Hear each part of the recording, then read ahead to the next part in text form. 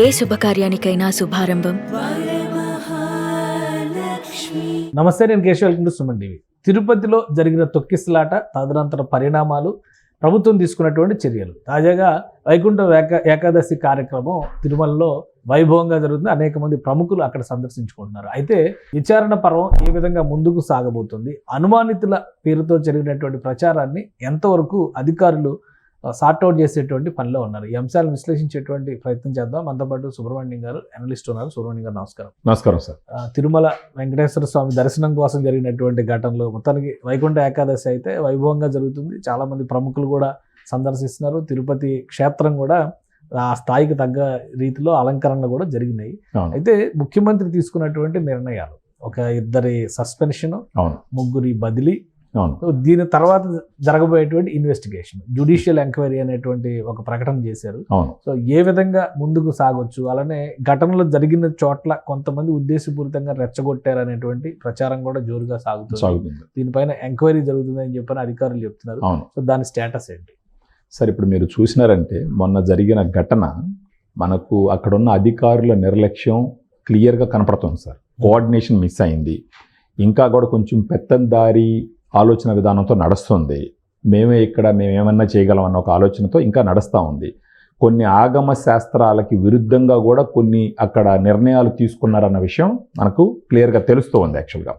అయితే ఏది ఏమైనప్పటికీ చంద్రబాబు నాయుడు గారు తీసుకున్నటువంటి కొన్ని సిరీస్ ఆఫ్ యాక్షన్స్ వచ్చేసి అవి కంపల్సరీ అవసరం. అలా చేయడం కూడా మంచిది. ప్రత్యేకించి ఒక ఇద్దరిని సస్పెండ్ చేయడము, ఒక మిగతా వాళ్ళని ట్రాన్స్ఫర్ చేయడం అన్నది. దానితో పాటు అక్కడ ఒక జ్యుడిషియల్ లెవెల్లో విచారణ కూడా కమిటీ వేయడం జరిగింది సార్. ఇప్పుడు ఈ కమిటీ నిగ్గుదేల్చాల్సిన విషయాలు చాలా ఉన్నాయి.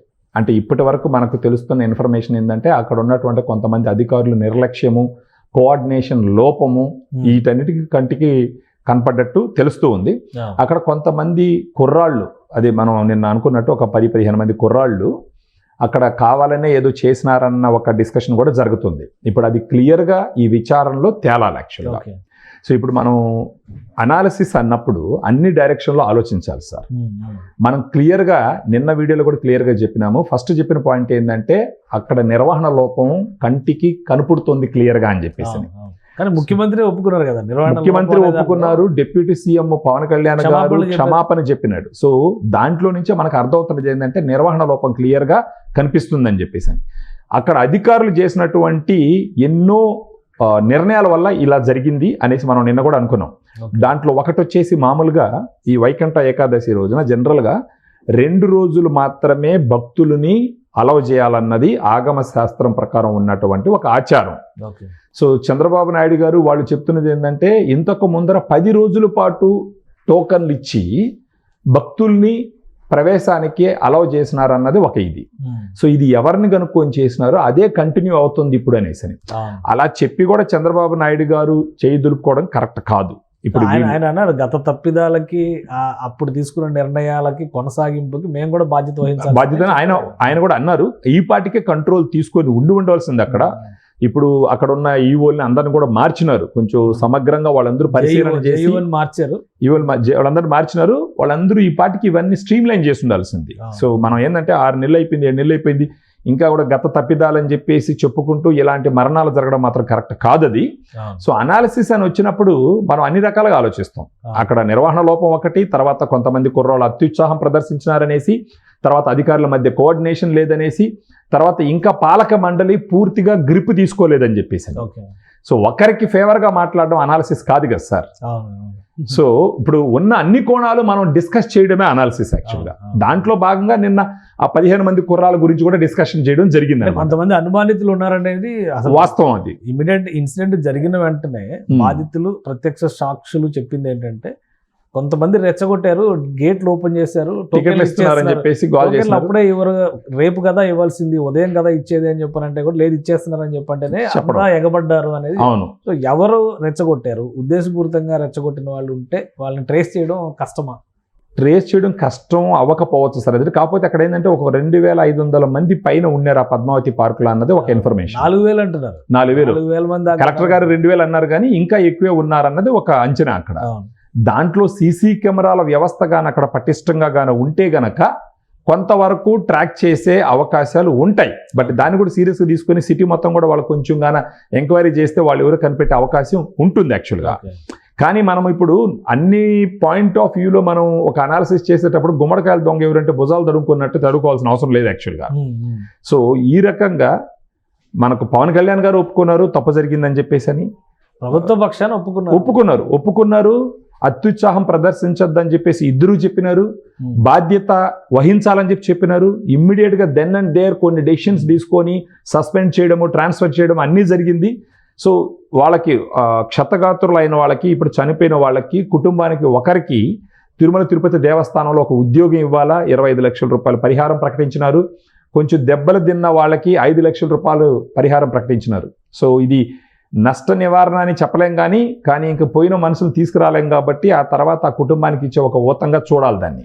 ఇప్పుడు బాధితులకి, క్షతగాత్రులకి, వీళ్ళందరికీ వైకుంఠ ద్వారా, ఉత్తర ద్వారా దర్శనం కూడా వాళ్ళని ప్రత్యేకంగా తీసుకెళ్ళి ప్రత్యేకంగా జరిగింది ప్రభుత్వం. అంటే ఒక ఘటన జరిగిన తర్వాత రియాక్ట్ అవడం, తప్పిదాలను సరిచేసేటువంటి ప్రయత్నం. మేము తప్పు చేసిన ఆ విషయంలో ప్రభుత్వ పనితీరు ఎలా ఉంది? మామూలుగా సార్ ఇప్పుడు రాజకీయాలు ఎలా ఉంటుందంటే, ఇప్పుడు ఏదన్నా నాకు ఒకవేళ నేను రాజకీయ నాయకుడిని, నేను ఒక తప్పు చేసినాను, మీరు తప్పు చేసినారని అన్నారు, ఫస్ట్ హ్యూమన్ సైకాలజీ ఎట్లుంటుందంటే డిఫెన్స్లోనే పడతాం. నేను చేయలేదని అక్కడ ఉన్న అధికారుల మీద దొయ్యడమో, లేకపోతే పాలసీస్ మీద దొయ్యడమో, లేకపోతే పరిస్థితులకి వదిలేయడమో ఏదో ఒకటి చేస్తాం. అలా కాకుండా ఒక కొత్త రకమైన ఒక దీనికి వాళ్ళు శ్రీకారం చుట్టినారు. ఎవరు? సీఎం గారు, డిప్యూటీ సీఎం గారు. సీఎం గారు సాక్షాత్ ఒప్పుకున్నారు, ఇక్కడ నిర్వహణ లోపం ఉంది, పెత్తందారి ఆలోచన విధానం నుంచి బయట రావాలి మీరు అని చెప్పారు అని క్లియర్గా చంద్రబాబు గారు చెప్పినారు. అదేవిధంగా పవన్ కళ్యాణ్ గారు మమ్మల్ని క్షమించండి, ఇక్కడ తప్పు జరిగింది.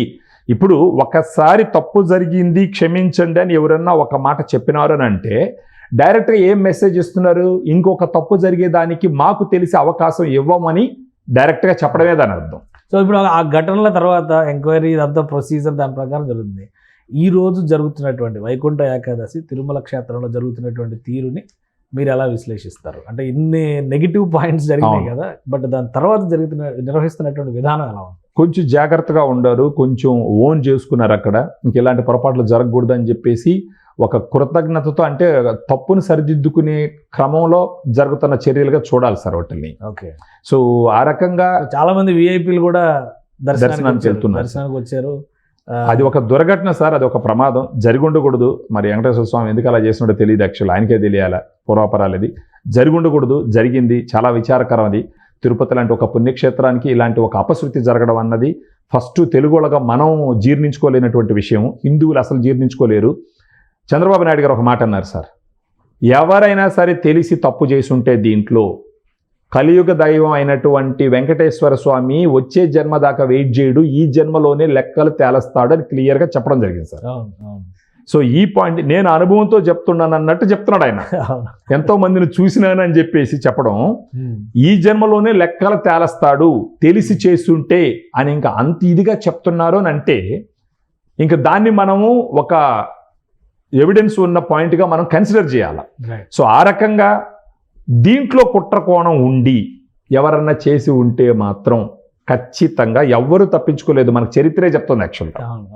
వెంకటేశ్వర స్వామి మీద కత్తిగట్టిన ఎవరైనా సరే కాలగర్భంలో కలిసిపోయినట్టు మనకు చరిత్ర చెప్తుంది.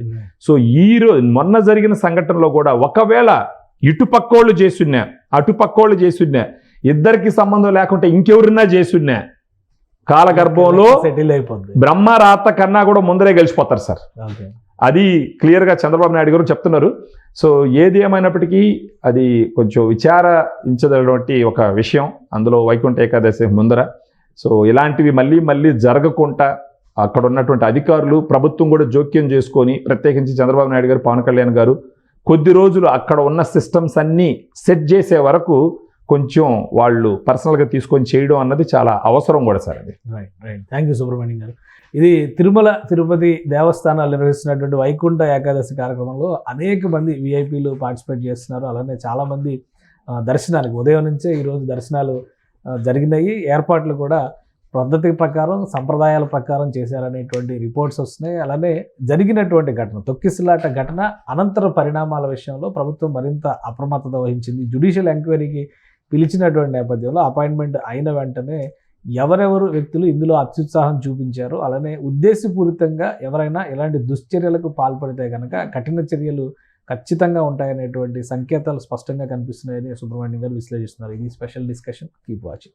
సుమన్ టీవీలో మీ పర్సనల్ అండ్ బిజినెస్ ప్రమోషన్స్ కోసం కింది నెంబర్కి కాంటాక్ట్ చేయండి.